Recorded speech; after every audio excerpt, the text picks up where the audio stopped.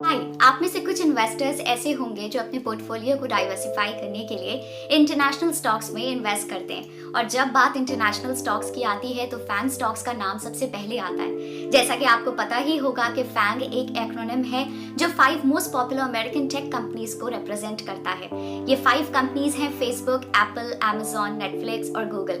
लेकिन recent times में कुछ ऐसे इवेंट्स हुए जिनकी वजह से इन स्टॉक्स में बहुत ज्यादा अपवर्ड या डाउनवर्ड मोमेंटम देखने को मिला। इसलिए आज के इस वीडियो में हम ये डिस्कस करेंगे कि इन कंपनीज को कौन कौन से इवेंट्स ने अफेक्ट किया और इनके अपवर्ड या डाउनवर्ड मोमेंटम की क्या वजह है। लेकिन आगे बढ़ने से पहले अगर आपने चैनल को सब्सक्राइब नहीं किया है तो अभी सब्सक्राइब बटन पे क्लिक करिए और इस वीडियो को लाइक करिए, क्योंकि हम हर हफ्ते ऐसा कंटेंट लेके आते हैं जो आपको एक बेहतर इन्वेस्टर बनने में हेल्प करेगा। तो चलिए अब अपने टॉपिक पे वापस आते हैं। सबसे पहले हम बात करेंगे फेसबुक यानी कि मेटा की। फेसबुक का स्टॉक पिछले एक हफ्ते में 28.69% डाउन गया है। थर्सडे को इस कंपनी में ऑलमोस्ट 26% की गिरावट देखने को मिली और इसकी वजह से इसका मार्केट कैप लगभग $200 बिलियन कम हो गया। इस गिरावट का सबसे बड़ा रीजन है फेसबुक के डेली एक्टिव यूजर्स की संख्या में कमी। 2021 के थर्ड क्वार्टर में ये नंबर 1.93 बिलियन था, जो लेटेस्ट क्वार्टर में 1.929 बिलियन रह गया। इसके अलावा दूसरा रीजन ये भी है कि एप्पल ने अपनी पॉलिसीज में कुछ चेंजेस किए हैं जो फेसबुक की एडवर्टाइजिंग को इम्पैक्ट करेंगे। इसकी वजह से फेसबुक की सेल्स लगभग $10 बिलियन से डिक्रीज हो सकती है। इसके अलावा कंपनी ने लेटेस्ट क्वार्टर के रिजल्ट्स में ये बताया कि नेक्स्ट क्वार्टर में कंपनी ऑलमोस्ट $27 बिलियन से $29 बिलियन के बीच रेवेन्यू जनरेट करेगी, जबकि बहुत सारे फाइनेंशियल एनालिस्ट ये नंबर 30 बिलियन से ज्यादा एक्सपेक्ट कर रहे थे। तो ये थे कुछ रीजंस जिनकी वजह से फेसबुक के शेयर्स में गिरावट देखने को मिली। अब चलिए बात करते हैं सेकंड कंपनी यानी कि एप्पल की। एप्पल का स्टॉक भी पिछले महीने डाउनवर्ड ट्रेंड में चल रहा था। एप्पल के शेयर्स में इस गिरावट के पीछे काफी सारे रीजंस हैं। पहला रीजन तो ये है कि ऐसा एक्सपेक्ट किया जा रहा है कि यूएस फेडरल बैंक इन्फ्लेशन को कंट्रोल करने के लिए इंटरेस्ट रेट्स को इंक्रीज करेगा। इसकी वजह से कंज्यूमर्स की डिस्पोजेबल इनकम में कमी आएगी, जिसकी वजह से एप्पल जैसी कंपनीज के रेवेन्यू पर इम्पैक्ट पड़ सकता है। इसके अलावा दूसरा रीजन है चिप शॉर्टेज। ये सभी टेक कंपनीज के लिए एक हेडेक है। इसके अलावा बॉन्ड्स यील्ड भी इंक्रीज हुई थी, इसलिए इन्वेस्टर्स अब बॉन्ड्स में ज्यादा पैसा इन्वेस्ट करेंगे, जिससे उनके पोर्टफोलियो में स्टॉक्स का वेटेज कम हो जाएगा। और एप्पल एक ब्लू चिप स्टॉक है जिसमें बहुत सारे इन्वेस्टर्स अपना पैसा इन्वेस्ट करते हैं, और अब अगर वो इन्वेस्टर्स अपना पैसा बॉन्ड्स में इन्वेस्ट करेंगे तो एप्पल स्टॉक की डिमांड में कमी आएगी। तो ये थे कुछ रीजंस जिनकी वजह से पिछले महीने एप्पल के स्टॉक में भारी गिरावट देखने को मिली। अब चलिए बात करते हैं थर्ड स्टॉक यानी कि अमेजॉन की। अमेजॉन के शेयर्स में भी जनवरी महीने में काफी गिरावट देखने को मिली थी और पिछले एक महीने में इस कंपनी का स्टॉक 3.44% डाउन गया है।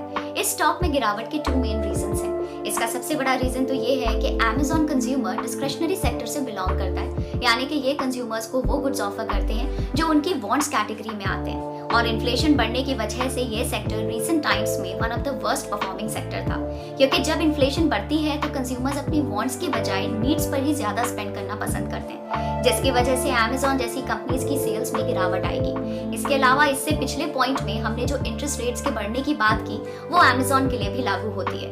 तो इन 2 रीजंस की वजह से अमेजॉन के स्टॉक में पिछले महीने गिरावट देखने को मिली। चलिए अब बात करते हैं फोर्थ स्टॉक यानी कि नेटफ्लिक्स की। इस स्टॉक में भी पिछले महीने 25.87% की गिरावट देखने को मिली। नेटफ्लिक्स ने हाल ही में ये एस्टिमेट किया कि कंपनी साल 2022 के फर्स्ट क्वार्टर में ऑलमोस्ट 2.5 मिलियन सब्सक्राइबर्स ऐड करेगी, लेकिन ये नंबर पिछले साल के इसी क्वार्टर से ऑलमोस्ट 40% डाउन है, जब ये नंबर 4 मिलियन था। इसके अलावा दूसरा रीजन ये भी है कि कस्टमर एक्विजिशन ग्रोथ अभी भी प्री कोविड लेवल्स तक नहीं आई है। इसके अलावा पिछले साल इसी क्वार्टर में कंपनी का ऑपरेटिंग मार्जिन 14.4% था, जो इस क्वार्टर में सिर्फ 8.2% है। कंपनी इस क्वार्टर में ऑलमोस्ट 8.5 मिलियन सब्सक्राइबर्स एक्सपेक्ट कर रही थी, बट कंपनी सिर्फ 8.3 मिलियन सब्सक्राइबर्स ही ऐड कर पाई। इन सभी रीजंस की वजह से नेटफ्लिक्स के स्टॉक में गिरावट देखने को मिली और इस गिरावट के बाद नेटफ्लिक्स के को सीईओ रीड हेस्टिंग्स ने कंपनी में लगभग $20 मिलियन के शेयर्स बाय किए। चलिए अब बात करते हैं लास्ट स्टॉक यानी कि गूगल की।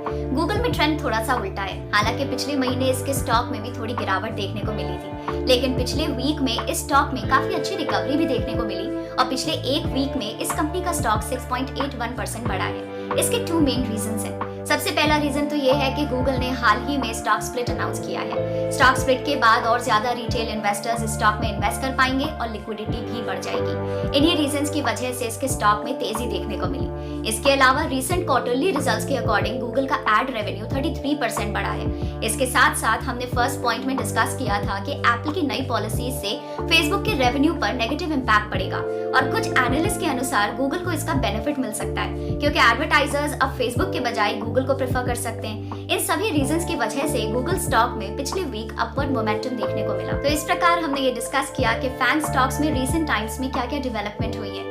अगर आप इन स्टॉक्स में करेक्शन होने के बाद इनमें इन्वेस्ट करना चाहते हैं तो उसके कई तरीके हैं, जैसे कि आप डायरेक्टली यूएस स्टॉक्स में इन्वेस्ट कर सकते हैं या फिर आप ऐसे इंटरनेशनल म्यूचुअल फंड्स या ईटीएफ्स में इन्वेस्ट कर सकते हैं जिनका एक्सपोजर इन स्टॉक्स में है। हमें कमेंट करके जरूर बताइए कि क्या आपने फैंग स्टॉक्स में इन्वेस्ट कर रखा है या फिर आप करने वाले हैं या नहीं। हम उम्मीद करते हैं कि ये वीडियो आपको पसंद आया होगा। अगर आप यूएस स्टॉक्स और फॉरेन इन्वेस्टिंग पे ऐसे और वीडियोस चाहते हैं तो हमें कमेंट करके जरूर बताइए। हम आपको याद दिला दें कि ये वीडियो सिर्फ एजुकेशनल पर्पस के लिए है और किसी भी तरह की कोई बाय या सेल रिकमेंडेशन नहीं है।